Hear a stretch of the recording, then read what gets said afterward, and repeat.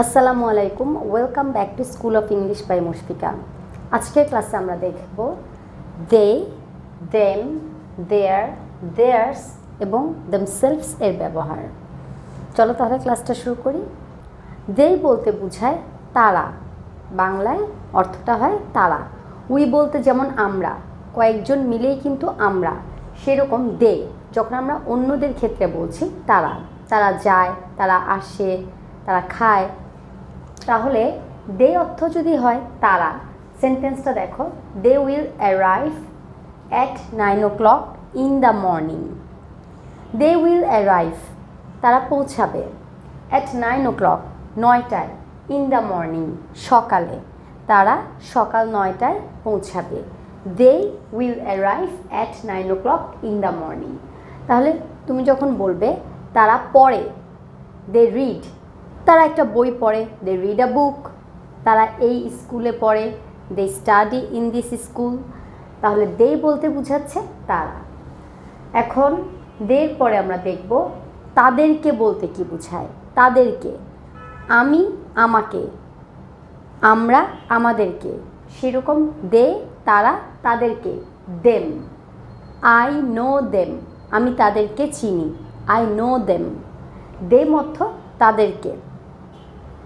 এরপরের সেন্টেন্সে দেখো, I went to their village. Their বলতে কি বোঝায়? তাদের। কোনো কিছু যখন তাদের অধিকারে আছে, মানে যাদের কথা বলছি তারা এই তাদের অধিকারে কিছু আছে, এরকম বোঝাতে আমরা দেয়ার ওয়ার্ডটা ইউজ করি। I went to their village, আমি তাদের গ্রামে গিয়েছিলাম, I went to their village.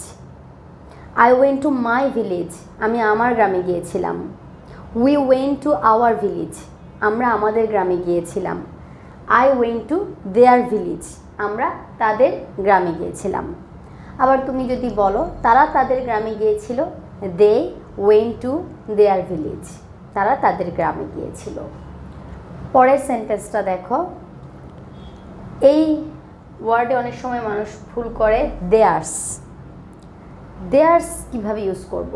মনে করো দিস রুম ইজ মাইন, এই রুমটা আমার। তোমরা এর আগে মাইন এই ওয়ার্ডের ব্যবহারটা শিখেছ, আমি লিঙ্কটাও শেয়ার করব যেন তোমরা আবার দেখতে পারো। দিস রুম ইজ মাইন, এই রুমটা আমার। And that room is there's, এবং ওই রুমটা তাদের। তাহলে যদি বলো দিস ইজ মাই রুম, একই অর্থ, এটা আমার রুম। This is my room, that is his room, সেটা তার রুম। বা that is your room, that is their room. যখন তুমি নাউনটাকে আগে রাখছো, যেমন রুম, তখন দেয়ার শব্দটা আসবে।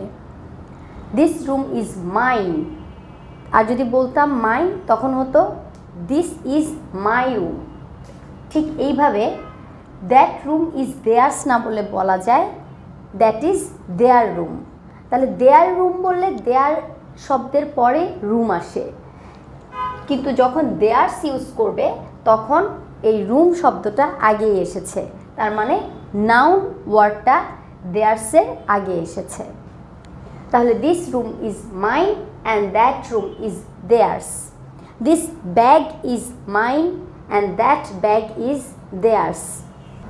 দিস গার্ডেন ইজ দেয়ার্স, এই বাগানটা তাদের। This garden is there's. এরপর আমরা দেখব দেমসেলভসের ব্যবহার। দেমসেলভস, দেমসেলভস বলতে বোঝায় তারা নিজেরাই। They arranged the books all by themselves. They arranged, they মানে কি? তারা। দে অ্যারেঞ্জড দ্য বুকস, তারা বইগুলো গুছিয়েছিল, অল বাই দেমসেলভস, একদম একা, নিজেরাই তারা বইগুলো গুছিয়েছিল।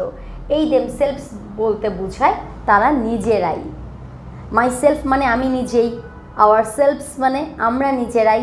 ঠিক একইভাবে দেমসেলভস এর অর্থ তারা নিজেরাই।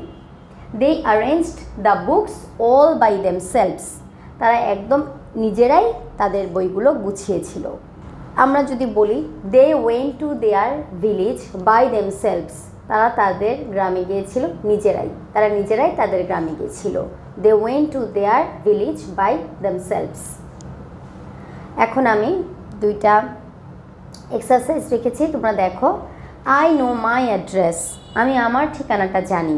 I know my address, but I don't know, কিন্তু আমি জানি না তাদেরটা। তাহলে কি লিখবো? But I don't know theirs, THEIRS।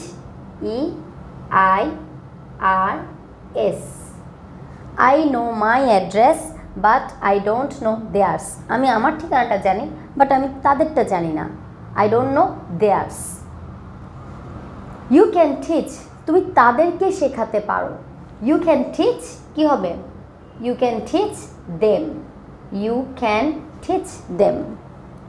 পরেরটা দেখো, simplicity is liked by all, তাদের সরলতা সবার পছন্দ বা সবার দ্বারাই পছন্দ হয়। তাহলে